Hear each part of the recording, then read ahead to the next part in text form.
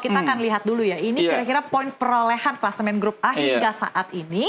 Kalau kita lihat di grup A, Indonesia memuncaki peringkat dengan poin 6, kemudian disusul Timor Leste 3, Filipina 3, dan Kamboja ya seperti biasa 0 gitu ya. Ini artinya kalau Indonesia menang lawan Timor Leste, kita akan menjadi juara grup pasti gitu ya. Begitu juga kalau kita imbang, kita akan juara grup.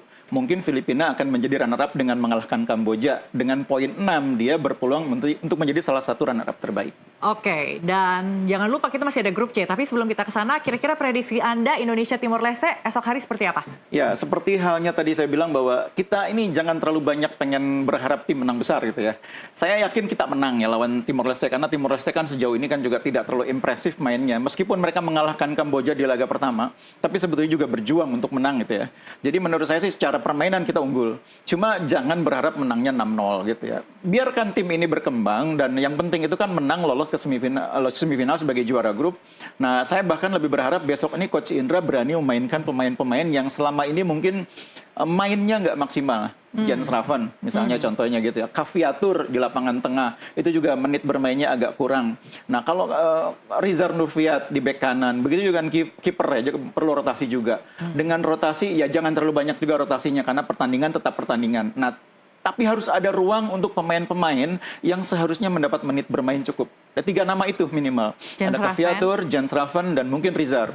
Oke, nah kalau misalnya kita lihat di perolehan, Indonesia-Filipina kan 6-0, kemudian Filipina Timor Leste 2-0. Nah, kalau di atas kertas harusnya Indonesia unggul dong. Boleh dong kita berharap lebih dari 2-0. Kalau menangnya saya yakin, bahkan di atas 2-0 pun saya optimis. Jadi saya yakin menang, cuma jangan berharap lebih dari 6-0. Nah, itu tapi melunjak tidak mustahil itu terjadi. Tidak mustahil, bola itu bulat. Kira-kira strategi apa yang harus dimainkan pelatih Indra Syafri ini agar bisa memenuhi angan-angan dan harapan warga 62? Jadi kalau game plan itu biasanya pelatih tidak akan banyak melakukan perubahan.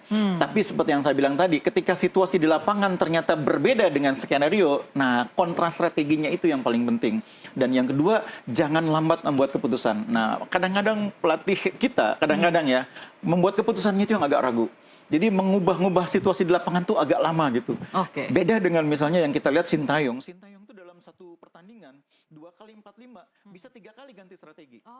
Plan A begini ternyata nggak jalan, dari 4 jadi 3 backnya. 3 nggak jalan, diubah lagi 4 lagi, tapi dengan strikernya dari 1 jadi 2. Berarti lebih berani mengambil keputusan. Lebih fleksibel dan lebih berani membuat keputusan. Karena memang sepak bola seperti yang saya bilang dinamis.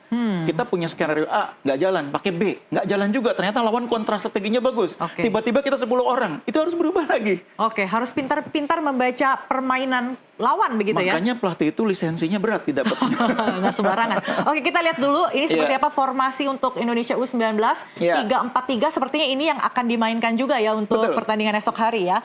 Cuman ini ketukeran ya, Mufli ini wingback kanan, Doni yang wingback kiri. Tapi di tengah kurang lebih akan sama seperti ini. Kalau saya seperti yang saya bilang tadi, saya akan lebih berani memainkan Kaviatur.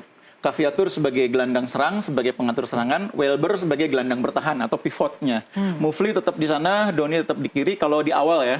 Tapi mungkin menurut saya ada keberanian juga dari Coach Indra untuk memberi kesempatan salah satu back tengah ini diganti ya, supaya nanti siap di pertandingan semifinal.